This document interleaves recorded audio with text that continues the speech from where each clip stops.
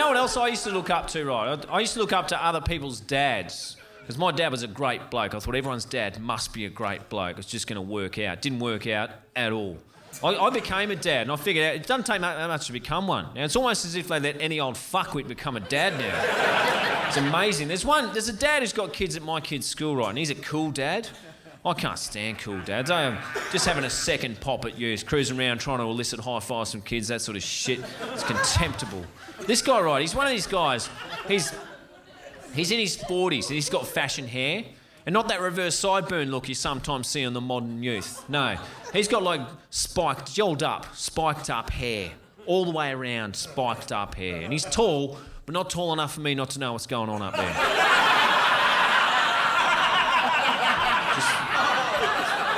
Just looks like a fenced off slice of Devon. And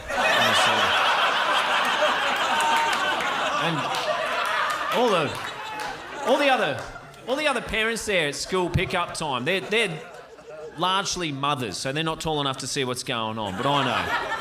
And like, leave him alone. He's a bloody great bloke. He's just a square peg. He's a special ray of sunshine in an otherwise flavourless world. He's amazing. It's bullshit. I can't stand this prick. He's a loser.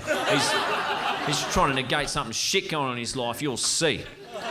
And most parents, right, who are resigned to the natural ageing process, when you turn up at school time to pick up your kids, you just turn up and through gritted teeth go, get in the fucking car, you little thing.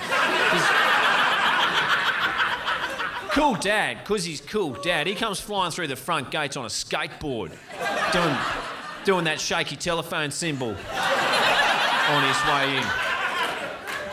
And this thing, right, that's fine if you're an actual skater on your commute between acts of vandalism and petty crime. Or maybe it's all right if you're fresh off a mid-flight brawl and you've been zip-tied to seat 38G and you're posing for a photo with one of your mates doing the double, the Gold Coast Denpasar salute. Or it's, as it's better known in the media, the Jetstar jiggle. While I'm down here too, I'm not going to be one of those comedians who rips into Bali. Heaps do that. It's too much. But Bali's fine. Like, statistically, about a third of you make multiple trips to Bali. And I'm not here to judge you filthy fucking pigs. That's not my bag of chips. But when you're going to Bali, just remember who you're talking to when you announce your trip to Bali. I work with this bloke, and he says that he goes to Bali by himself a fair bit, which should raise eyebrows on its own merits. When he sees he's going, he says, oh, no, I'm going to Bali, but I'm going to the nice part. I go to the beautiful part. I don't go to that shit part where there's Aussies bashing each other on the beach and there's chip packets and Band-Aids floating around the ocean. Yuck. No, that's disgusting. I go to the beautiful part. You wouldn't believe it. It's just over the hill. It's amazing. It's beautiful. It's just full of and spirituality and noticeably less dogs on the dance floor. And if you're lucky, in the beautiful part, you'll bump into some of those perverts who've had to relocate their businesses from the hinterland areas of Australia over to a country where collecting vulnerable women is slightly less frowned upon. So, yeah, slippery old slope yoga, isn't it? But that's it.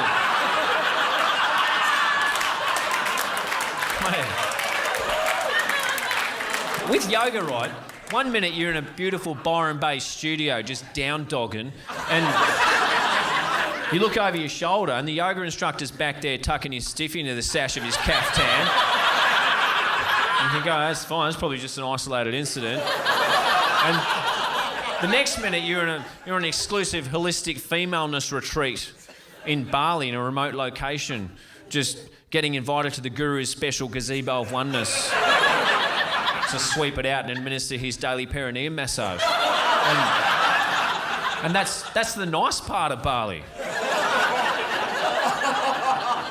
I'd rather be down in Kuta getting a half stub of your bin tank smashed across the back of my fucking head any day.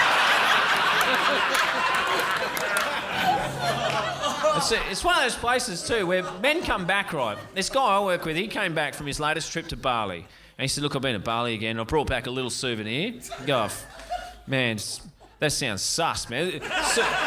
Souvenirs are fine, but when you say little souvenir, we're not talking about a snow dome or a fridge magnet, are we? No. You've gone and got yourself another cluster of boils around the base of your tockley, haven't you, you filthy animal?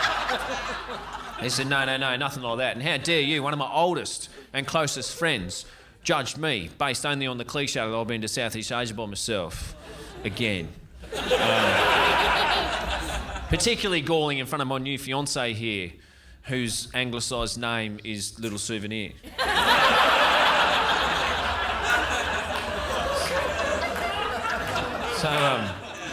So this thing, right, that's fine in those situations. But the Ridgy dish, that's got no business at school pickup. I saw Cool Dad, right,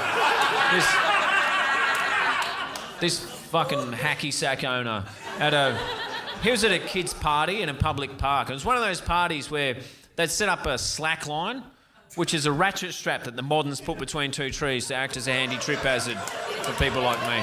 And the kids can try to balance on it, it's a good time, whatever. But Cool Dad, because he's Cool Dad, he had to go himself. And right in front of everyone, he's attempted a backflip dismount and ended up with one leg either side of the thing. Which most men, on their better late than never path to maturity, would see doing your nuts on a truck strap as a watershed moment. But not this poon, no way. He's one of these guys who says things like, oh, age is just a number. Well, yeah, well, so's bone density, you fuckstick. So, last time I saw this negligent parent, he was down at a trampoline centre. I don't know if any of you have one near your houses, but there's a trampoline centre near where I live. And it's trampoline centres. It's a place you can take your kids and they can just rattle their brains about for 5 or 6 hours in a row under what must be said is very lax supervision. And then you just take them home, put them to bed, hope they wake up.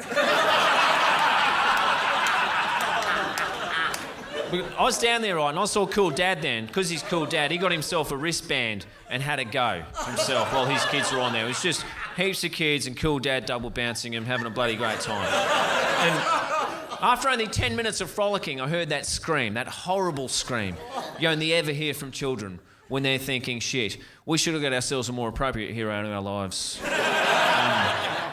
One more in touch with his ageing physical limitations, such as our new stepfather, Daryl.